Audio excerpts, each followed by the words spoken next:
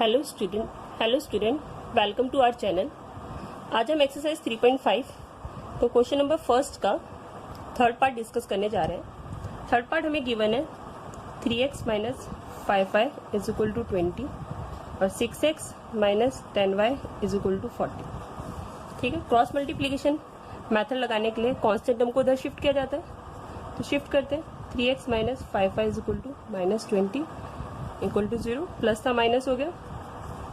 6x minus 10y plus 40 है, इधर आके माइनस 40 हो गया। ये हमने अपने लास्ट वीडियो के अंदर भी डिस्कस किया है कि जब भी कंडीशंस क्या दे रखी हो, इनफाइनाइट सोल्यूशन दे रखी हो या नो सोल्यूशन वाली कंडीशन दी हो, तो इन अलजेब्रिक मेथड का हम यूज नहीं कर सकते।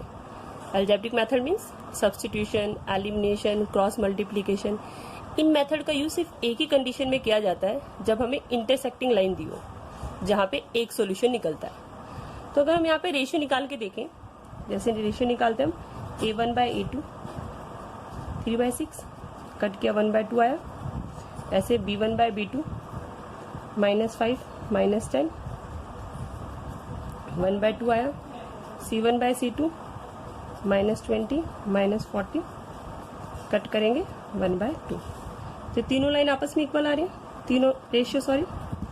a1 by a2 equal to b1 by b2 equal to c1 by c2। अब जब तीनों रेशियो इक्वल हो तो कंडीशन क्या होती है कि इक्वेशन हैज इनफाइनाइट सॉल्यूशन।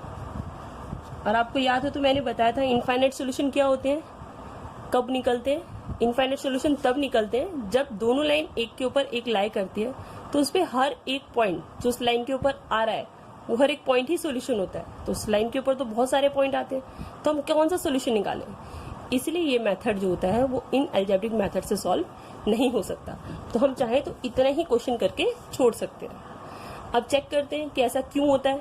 तो हम क्रॉस मल्टीप्लीकेशन अप्लाई करके देखते हैं। x लिया, y लिया, 1 लिया।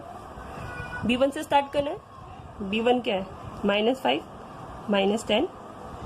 इसके बाद c1 लेते हैं -20 -40, फिर a1 a2 3 6, फिर लास्ट में b1 b2। किसी को क्रॉस मल्टीप्लीकेशन मेथड में प्रॉब्लम हो तो हमारी लास्ट वीडियोस के अंदर जाकर क्रॉस मल्टीप्लीकेशन मेथड समझ सकता है, वहां पे हमने डिटेल डिस्कशन किया है। अब सॉल्व करते हैं। -5 को -40 से मल्टीप्लाई करेंगे तो 45 जा 200 माइनस माइनस प्लस, बीच में माइनस साइन लेते हैं। अब इसको इससे करते हैं।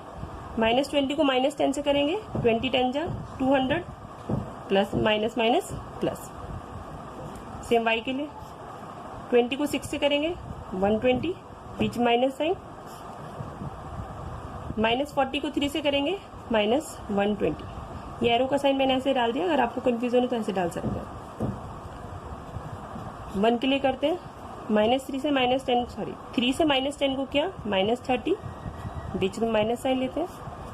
फिर 6 को -5 से करेंगे -30। सॉल्व करते हैं।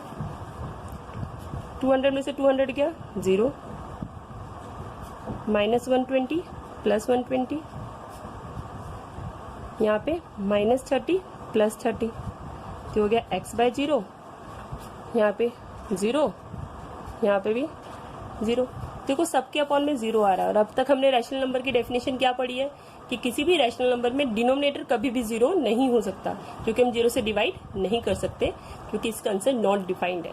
तो जब इसका आंसर ही डिफाइंड नहीं है तो हम सॉल्व कैसे कर सकते हैं, क्योंकि यही नॉट डिफाइंड है, यही नॉट डिफाइंड है, ये भी नॉट डिफाइंड है।